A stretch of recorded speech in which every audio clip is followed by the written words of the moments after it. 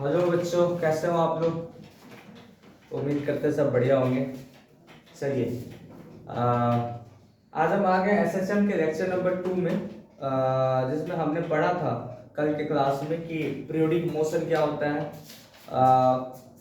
के बाद हमने पढ़ा था पीरियड क्या होता है, टाइम पीरियड क्या होता है, ऑसिलेटरी मोशन क्या होता है, डैम्प्ड ऑक्सीलेशन क्या होता है, ऑक्सीलेशन क्या होता है। नहीं पढ़े थे क्या? ये सब सारी चीजें हमने पढ़े थे कल के क्लास में। और उसके बाद हमने पढ़ा था सिंपल हार्मोनिक मोशन क्या होता है, पढ़े थे ना। रीस्टोरिंग फोर्स क्या होता है, रीस्टोरिंग टॉर्क क्या होता है, टॉर्क क्या होता है, बहुत सारे कॉन्सेप्ट को कल हमने डिस्कस करा था, है ना। तो ये कॉन्सेप्ट थी हमारे पास में।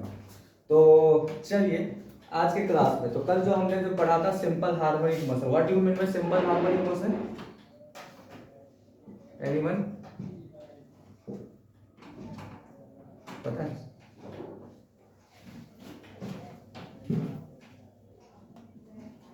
हेलो गाइस, अब जो हम पढ़ने जा रहे हैं वो हमारा टाइप्स ऑफ एसएचएम। पढ़े थे ना कल। एसएचएम क्या होता है? If the restoring force and torque, restoring force और torque acting on the particle force and torque of a body या moving particles is directly proportional to the displacement, directly proportional to the displacement at equilibrium. It is always directed towards the equilibrium position. This type of motion is known as the simple harmonic motion. तो कोई भी body पे जो लगने वाला force या torque होगा, वो फोर्स और टॉर्क डायरेक्टली प्रोपोर्शनल होगा उसके डिस्प्लेसमेंट का, किसके अलोंग, किसके टुवर्ड्स, इक्विलिब्रियम के towards. That is known as the simple harmonic motion. Simple harmonic motion जो होता है दो टाइप के होते हैं, एक होते हैं लीनियर एसएचएम, दूसरा होता है एंगुलर एसएचएम। लीनियर एसएचएम क्या होता है? What do you mean by linear SHM? तो लीनियर एसएचएम का जो मतलब होता है when the particle move to और एंड फ्रो मोशन। कोई भी पार्टिकल जो मोशन करता है टू एंड फ्रो यानी आगे और पीछे, about an equilibrium point. Equilibrium point मतलब ऐसा पॉइंट जहां पे नेट फोर्स जीरो होगा, नेट फोर्स जीरो होगा। About an equilibrium point along a straight line, किसके अलोंग जी? स्ट्रेट लाइन जो मूव करता है उसी को हम लोग क्या कहते हैं जी? लीनियर एसएचएम कहते हैं, नोन एज लीनियर एसएचएम। तो यहाँ पे आप लिख सकते हैं नीचे known as linear SHM,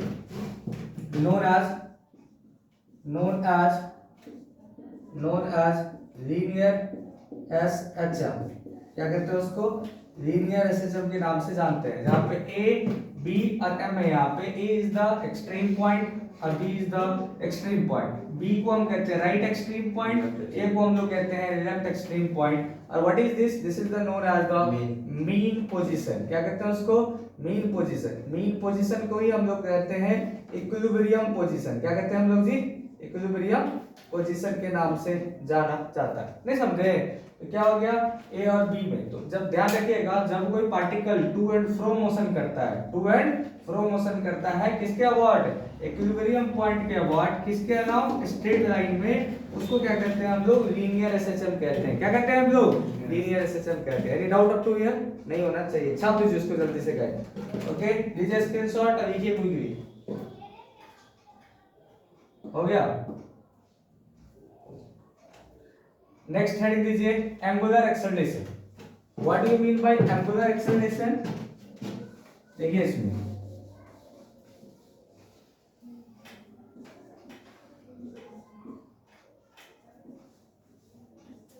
angular SHM, angular SHM, angular SHM. ध्यान रखिएगा, when the body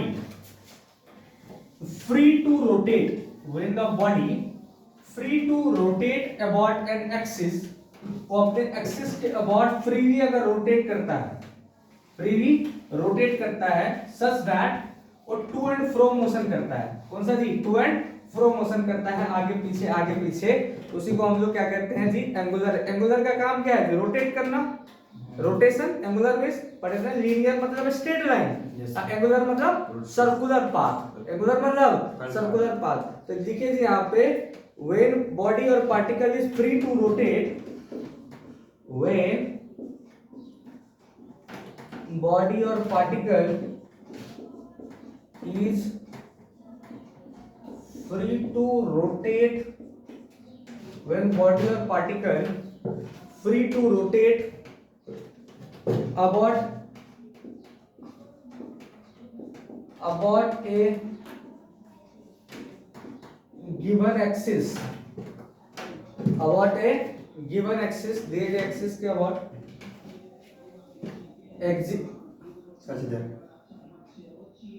given axis no हाँ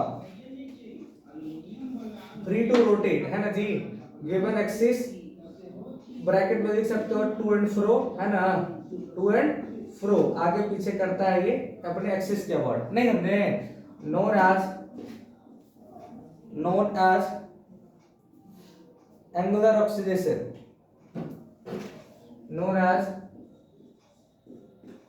एंगुलर ऑसिलेशन के नाम से जाना जाता है। एसएचएम वही है ना, oscillation means SHM, simple harmonic motion, clear है, ये हो गया। जैसे अगर मैं बात करूं तो एक पेंडुलम वाला, जानते हैं ना पेंडुलम, वॉच, तो वॉच का जो पेंडुलम है, अभी ये फिक्स पॉइंट के अबाउट एक बॉल यहाँ पे मान लो है, अब ये क्या हो जाएगा, इस फिक्स पॉइंट के अबाउट ये बॉल सपोज यहाँ पे आ गया, फिर आगे पीछे यहाँ कर रहा है, नहीं कर रहा है जी, इस पाथ में तो सर्कुलर पाथ हुआ कि नहीं हुआ, तो ये हो गया, ये हो गया, देखो to and fro, to fro नहीं कर रहा है आगे पीछे, this is known as the angular SHM. क्या कहते हैं उसको, एंगुलर एसएचएम कहते हैं। जब पार्टिकल यहाँ पे आ जाएगा, मान लो अभी है मीन पोजीशन, क्या है ये मीन पोजीशन, अभी इसमें रॉड में टेंशन टी लग रहा होगा, और जैसे देखो ना अभी ये जो बॉल है ना, एम मास का बॉल है, एम जी नीचे लग रहा होगा और टेंशन इसमें टी इधर लग रहा होगा, है तो ये इधर चला गया और ये इधर चला गया, तो जाहिर बात है कि अभी जो रोटेट होके यहाँ पे गया और इससे आगे नहीं जाएगा, हो सकता है ज्यादा फोर्स होगा तो थोड़ा और ऊपर चल जाएगा, रोटेट हो जाएगा इसी के अबाउट, नहीं अभी देखो T बराबर mg है, यानी कि इक्विलिब्रियम पॉइंट है अभी यहाँ पे, कौन सा पॉइंट है, इक्विलिब्रियम पे, इक्विलिब्रियम मतलब net force zero, net force zero, mg minus T equal to कितना हो गया जीरो, अभी यहाँ पे रेस्ट में, अब यहाँ से कुछ उसको फोर्स देंगे, रिस्टोरिंग फोर्स, तो ये यहाँ जाएगा, अब यहाँ जाएगा तो इसमें वेलोसिटी आ जाएगी, वेलोसिटी आ जाएगी तो फिर क्या होगा, ये अब इससे ऊपर नहीं जाएगा, फिर ये नीचे आना शुरू हो जाएगा, अरे है नीचे आएगा, तो फिर यहीं पे रुकेगा क्या, नहीं रुकेगा, क्योंकि इसके पास में जैसे ऊपर गया यहाँ पे वेलोसिटी इसकी जीरो थी क्योंकि रेस्ट में था, हाँ या ना, अब इधर वेलोसिटी मैक्सिमम हो गया, वेलोसिटी मैक्सिमम हो गया, अब वेलोसिटी मैक्सिमम जैसे उसके पास उसके एक्सेलरेशन भी आ गया, आते ही फिर ये यहाँ जाएगा, फिर ये यहाँ आगे पीछे करता चला जाएगा, इसलिए इस पॉइंट को कहेंगे मान लो A है और इस पॉइंट को B कहते हैं, that is known as extreme point, क्या कहते हैं उसको, एक्सट्रीम पॉइंट कहते हैं, extreme position and this is also the extreme position, क्या कहते हैं उसको, आल्सो द एक्सट्रीम पोजीशन। कोई दिक्कत वाली बात नहीं होनी चाहिए, so this is the concept over here, ठीक है।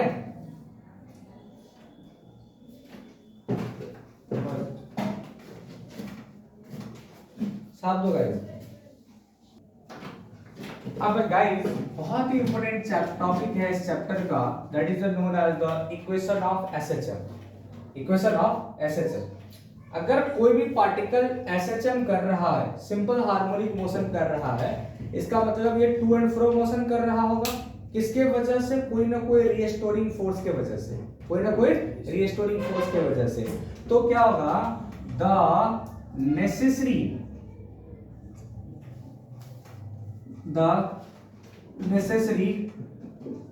And sufficient condition, necessary and sufficient condition जो है, necessary and sufficient condition for SHM जो होगा, फॉर एसएचएम जो है, ध्यान रखिएगा, the force, the restoring force is directly proportional to क्या होता है जी, x के बराबर होता है, ठीक है, डायरेक्टली प्रोपोर्शनल टू x बोल दो इसको, या माइनस x के बराबर कह सकते हैं एसएचएम, ये कंडीशन।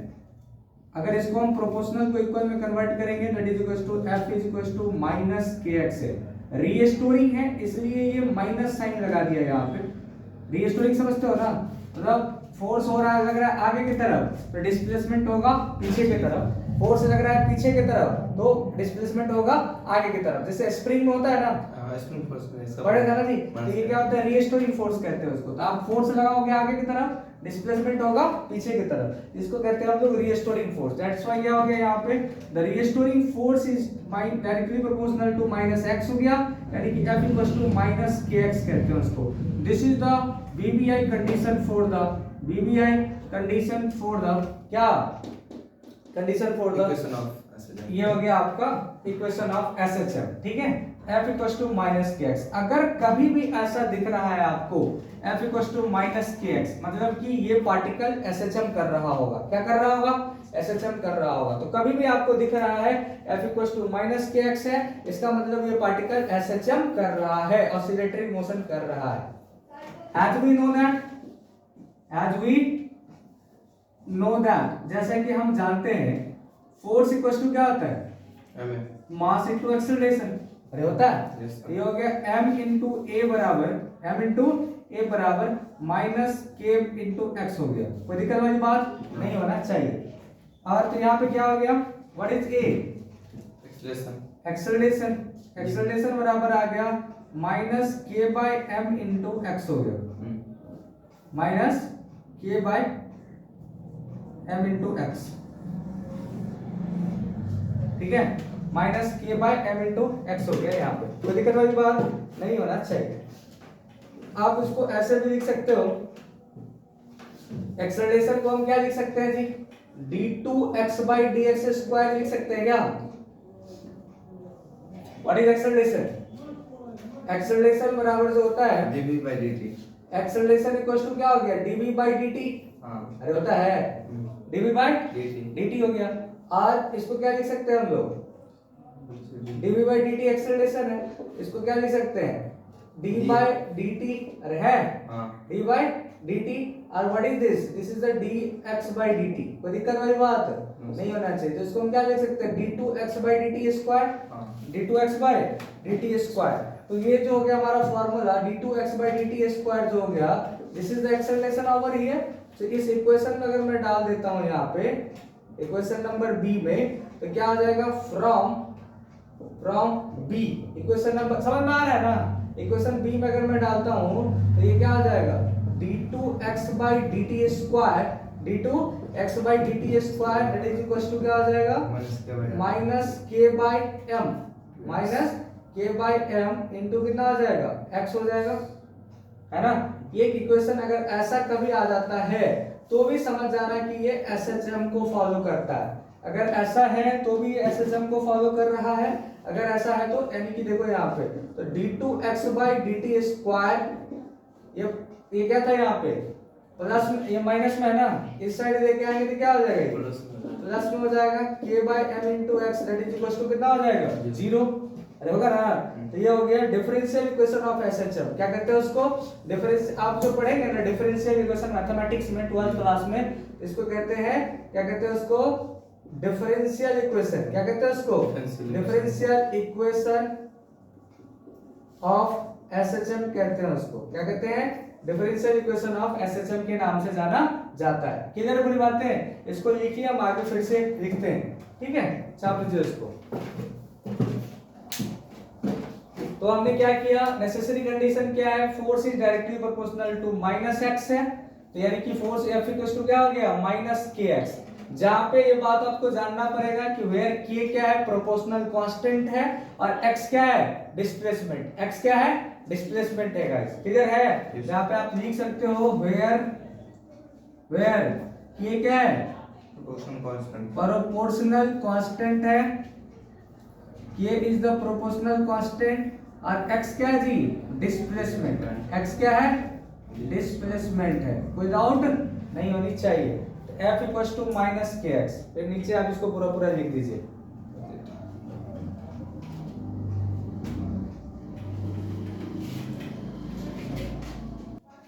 तो गाइस अभी क्या है अपने पास में, d2x by dt square plus k by m into x बराबर क्या हो गया, 0, अरे है इसको कहते हैं सेकेंड ऑर्डर डिफरेंशियल इक्वेशन। क्या कहते हैं उसको? Second order. जितना पावर रहेगा ना उतना ऑर्डर। अगर dy by dx होता तो फर्स्ट ऑर्डर डिफरेंशियल इक्वेशन होता, और d2x है तो कितना ऑर्डर है? सेकेंड ऑर्डर डिफरेंशियल इक्वेशन है।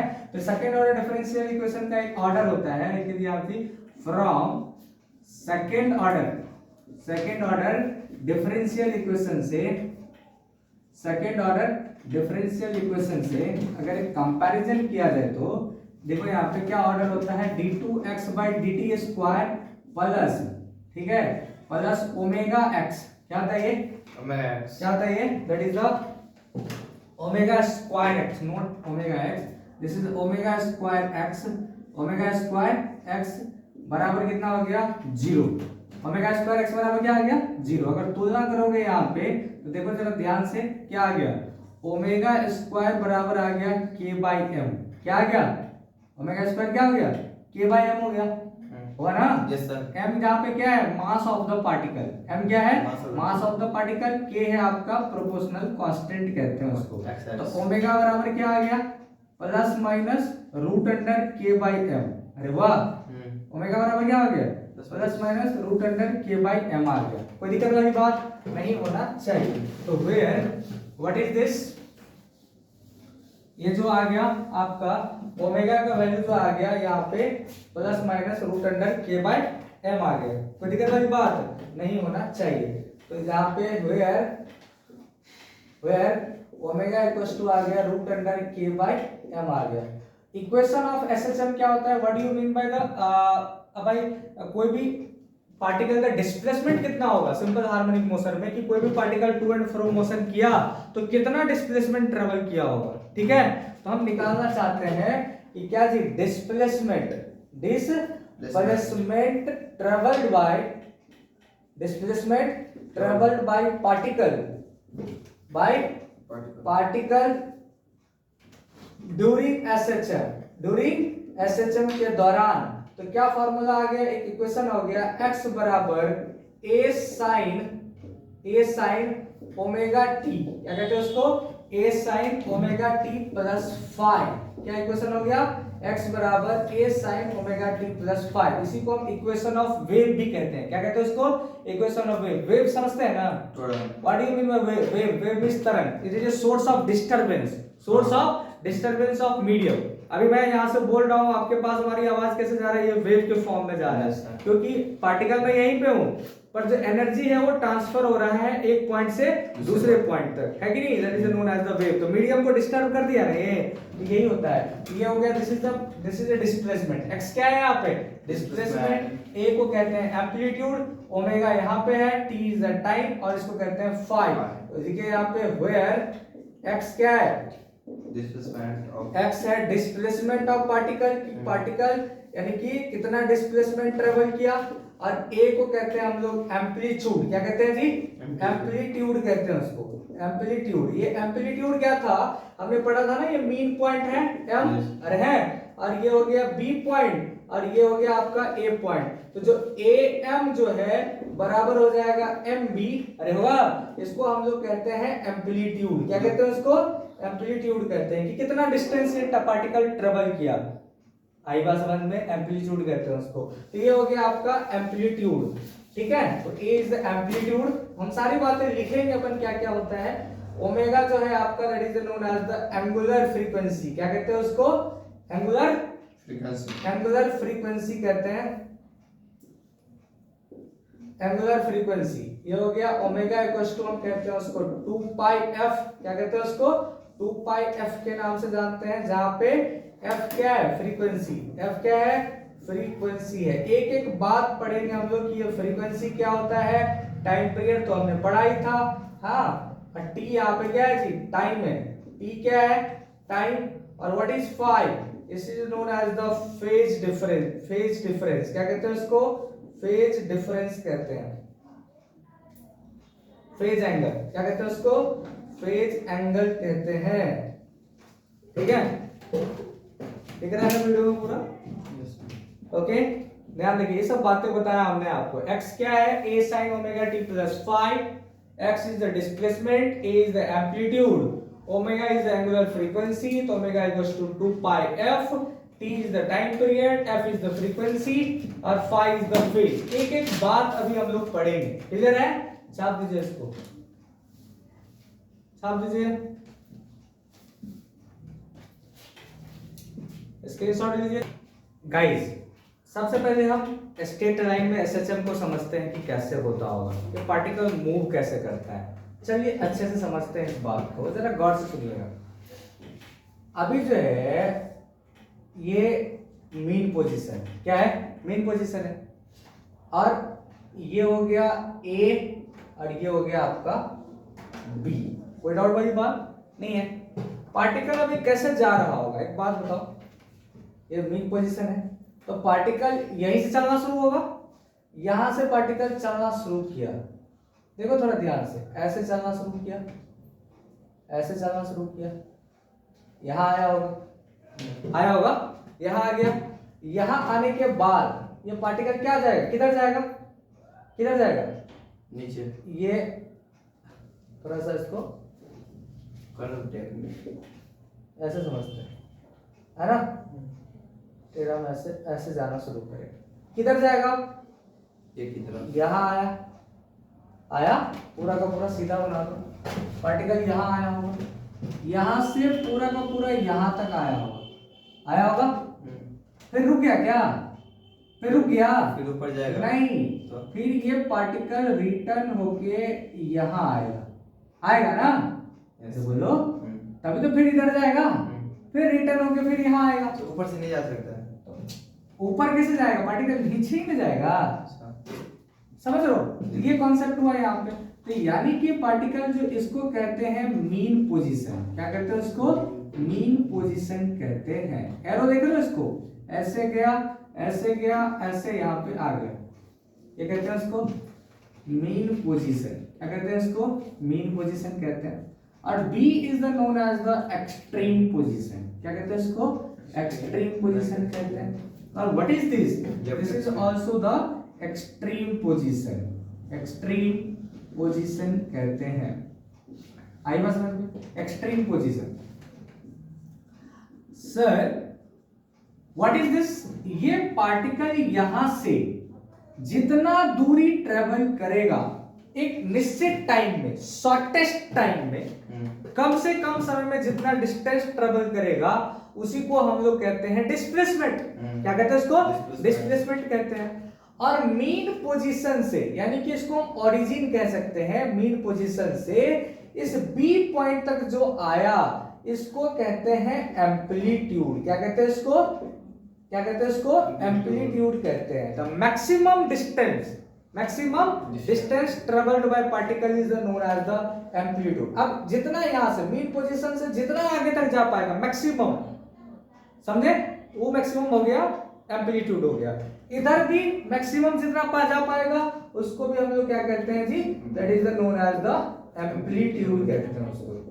सब डेफिनेशन लिखेंगे हम लोग, पर मीनिंग समझना बहुत जरूरी है। क्या कहा हमने? एक शॉर्टेस्ट टाइम में, एक निश्चित टाइम में पार्टिकल जितना डिस्टेंस ट्रेवल करेगा उसको हम लोग कहेंगे डिस्प्लेसमेंट। क्या कहेंगे उसको? डिस्प्लेसमेंट कहेंगे। और जो मीन पोजीशन से एक्सट्रीम पोजीशन तक जितना ज्यादा डिस्प्लेसमेंट तय करेगा, मैक्सिमम डिस्टेंस तय करेगा, that is known as the amplitude. क्या कहेंगे उसको? एम्पलीट्यूड। तो एम्पलीट्यूड भी एक डिस्टेंस है, बट एक मैक्सिमम डिस्टेंस है। क्या ये? मैक्सिमम डिस्टेंस है। आ रही बात समझ में? इन सब चीजों के बारे में हम लोग बात करेंगे। क्लियर? ठीक है, इस डायग्राम को बनाइए और हेडिंग दीजिए आप डिस्प्लेसमेंट क्या होता है, इसका डेफिनेशन लिखना अपने को। ठीक है, डिस्प्लेसमेंट, इसको हम एक्स से डिनोट करते हैं।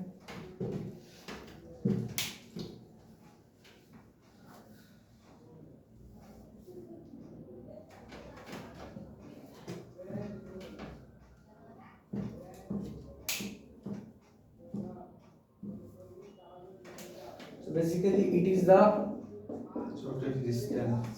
distance of the particle, distance of the particle from the mean position, from the mean position from the mean position at that instant, एक निश्चित टाइम पर यहाँ पे डिस्प्लेसमेंट जो हो जाता है इसको दर्शाते किससे हम लोग, डिस्प्लेसमेंट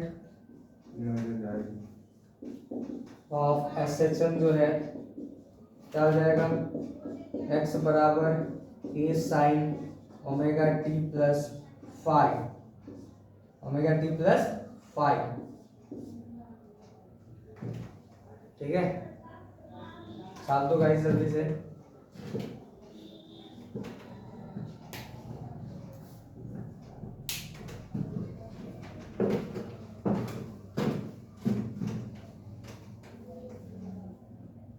मिटा दो इसको, बस एक मिनट और। A sine omega t plus five. इसकी तारीफ। So guys what is the amplitude here, amplitude का मतलब अभी तुरंत बता दिया आपने, इसको लिख सकते हैं it is the maximum value of displacement, it is the maximum value of displacement, maximum value of displacement from its equilibrium position, from its value, maximum value of displacement of particle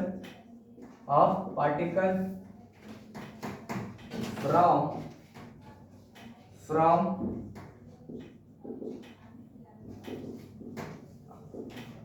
equilibrium position, equilibrium position. यानी कि इसको हम आसान भाषा में जानते हैं, amplitude को हम लिख सकते हैं, amplitude is equals to half into क्या हो जाएगा, distance between two extreme position, distance between था ना, दोनों एक्सट्रीम पॉइंट के बीच का डिस्टेंस था, क्या था जी, डिस्टेंस बिटवीन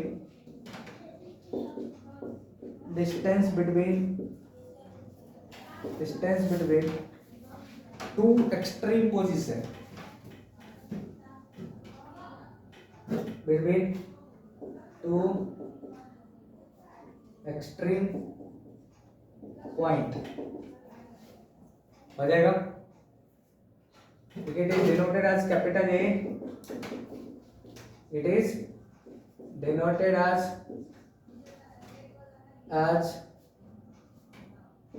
ए।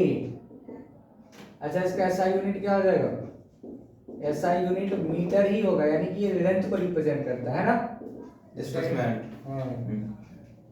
क्लियर है, दिस इज एम्पलीट्यूड, एम्पलीट्यूड हो गया। फिर अभी हमने पढ़ा था एंगुलर फ्रीक्वेंसी, क्या पढ़ा थी, एंगुलर फ्रीक्वेंसी पढ़े थे ना। नेक्स्ट टर्म है आपका एंगुलर फ्रीक्वेंसी। एंगुलर फ्रीक्वेंसी क्या है, फ्रीक्वेंसी और एंगुलर फ्रीक्वेंसी में क्या अंतर है, what you mean frequency, number of revolution per second, number of revolution per second is known as the frequency, yes और no, number of revolution per second है ना, जो ओमेगा इक्वल्स टू क्या होता है, that is the W/T, omega ही तो W होता है ना, है कि नहीं। तो ये जो है क्या हो गया कि number of revolution per second, number of revolution per second is known as the angular frequency, yes और नो, एंगुलर फ्रीक्वेंसी। तो one revolution per second, one revolution per second, एक रिवॉल्यूशन पूरा करने में जितना टाइम लगता है उसको क्या कहते हैं हम लोग, एंगुलर फ्रीक्वेंसी कहते हैं। तो एक रिवॉल्यूशन कितना हो गया, 2 पाई, अरे वाह, डिवाइडेड बाय टाइम पीरियड पर सेकंड हुआ ना, ये हो गया, तो ये हो गया 1 बाय टाइम पीरियड, क्या होता है, फ्रीक्वेंसी होता है। तो नंबर ऑफ रिवॉल्यूशन पर सेकंड, यानी कि वन रोटेशन कंप्लीट करने में जितना टाइम लगता है, that is known as the angular frequency, yes और नो। तो यही हो गया आपका एंगुलर फ्रीक्वेंसी, कोई दिक्कत वाली बात नहीं होना चाहिए। तो है ना, एंगुलर फ्रीक्वेंसी क्या हो गया, 1 रिवॉल्यूशन पर सेकेंड, है ना जी, 1 रिवॉल्यूशन पर सेकेंड, ऑन है ना camera, is called angular frequency that is known as omega, yes और नो। तो ओमेगा क्या आता है, ओमेगा इक्वल टू हो गया 2 pi by time period, 2 pi by time period, yes और नो। तो 2 pi by time period, what do you 2 pi by time period, so हो गया 2 pi into 1 by time period, that is known as the frequency. क्या कहते हैं इसको, frequency, frequency कहते हैं इसको। 2 पाई हो गया तो एक रोटेशन कंप्लीट हो गया, इसे कहते हैं एंगुलर फ्रीक्वेंसी, ठीक है। तो ये हो गया आपका 2 पाई एफ, क्या हो गया जी, 2 पाई एफ हो गया, that is known as the angular frequency. Any doubt up to here, नहीं होना चाहिए, दिख रहा है ना नीचे देखो तो उसमें, यहाँ तक दिख रहा है, ठीक है। Okay okay fine. सो यहाँ से आ गया अपने पास में omega equals to 2 pi F हो जाएगा, 2 पाई एफ। इसका जो एसआई यूनिट हो जाएगा बच्चों, ये क्या हो गया, रेडियन पर सेकंड। क्या कहते हैं इसको, रेडियन पर सेकंड कहते हैं उसको, ठीक है, रेडियन पर सेकंड, ठीक है, रेडियन पर सेकंड याद रहेगा। What do you mean bye frequency, frequency क्या होता है, 1/3, फ्रीक्वेंसी क्या आ गया, 1 बाय टाइम पीरियड। फ्रीक्वेंसी क्या हो गया, क्या हो गया, तो number of revolution per second, number of revolution per second, number of revolution per unit time is called frequency. क्या कहते हैं उसको, फ्रीक्वेंसी। तो लिख सकते हैं यहाँ पे फ्रीक्वेंसी का डेफिनेशन क्या होगा, फ्रीक्वेंसी का डेफिनेशन क्या होगा, number of revolution per unit time, per unit time, number of revolution per unit time called frequency, called frequency, ठीक है। तो फ्रीक्वेंसी का बराबर जो यहाँ पे फॉर्मूला आ गया 1 by time period, 1 by time period. Any doubt up to here, नहीं होना चाहिए, this is 1 by time period, okay. तो ये हो गया, तो टाइम पीरियड ही होता है ना 2 पाई बाय ओमेगा, ये पे अभी तो ये फार्मूला देखो यहाँ पे, ये फार्मूला आ जाएगा frequency equals to omega by 2 pi, omega by 2 pi हो जाएगा, समझे। इसका एसआई यूनिट क्या हो जाएगा, एसआई यूनिट क्या हो जाएगा, 1 बाय टाइम है, टाइम का क्या होता है सेकंड, तो ये हो जाएगा सेकंड इनवर्स। क्या कहते हैं उसको, सेकंड इनवर्स, या फिर इसको कहते हैं हर्ट्ज। क्या कहते हैं जी, हर्ट्ज कहते हैं उसको, HZ, yes sir, number of hertz, ठीक है। SI unit is the hertz. Any doubt up to here? नहीं होना चाहिए।